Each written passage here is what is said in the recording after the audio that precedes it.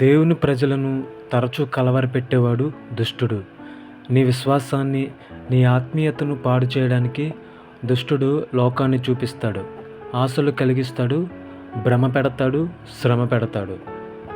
కుటుంబాల్లో, ప్రాంతాల్లో దుర్మార్గత పెరిగిపోతున్నా సరే దేవుడు ఎందుకు ప్రతీకారం చేయట్లేదు, దేవుడు ఎందుకు స్పందించట్లేదు అని అనుకుంటాం.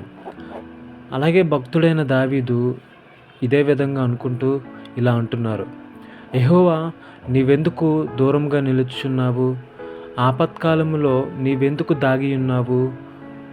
దుష్టుని కార్యాలను చూసి కలవరపడుతూ దేవుణ్ణి ప్రార్థిస్తున్నారు. అలాగే హబక్కూకు ప్రవక్త గారు కూడా, యెహోవా, నేను మొర్రపెట్టినను నీవెన్నాళ్ళు ఆలకింపకుందువు? బలాత్కారము జరుగుచున్నదని నేను నీకు మొర్రపెట్టినను నీవు రక్షింపక ఉన్నావు. నన్నెందుకు దోషము చూడనిచ్చుచున్నావు? బాధ నీవేళ ఊరకయే చూచుచున్నావు.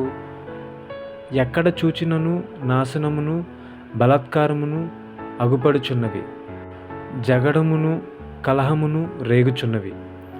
అందరి పట్ల ఒక ప్రణాళిక కలిగిన మన ప్రభువు దయాదాక్షిణ పూర్ణుడు, దీర్ఘశాంతుడు, కృపా సమృద్ధి గలవాడు. దేవుని వాక్యం ఇలా సెలవిస్తుంది.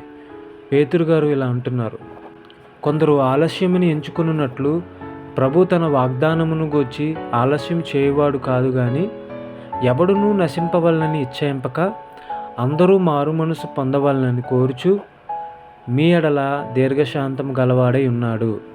దేవుని ఉద్దేశం అందరి పట్ల సంపూర్ణంగా నెరవేరాలని, అందరూ మారు మనసు పొందాలని దీర్ఘశాంతం వహిస్తున్నాడు.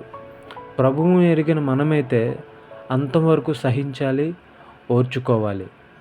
ప్రభు రాకడ వరకు మన హృదయాలను స్థిరపరచుకుందాం. ఆమేన్.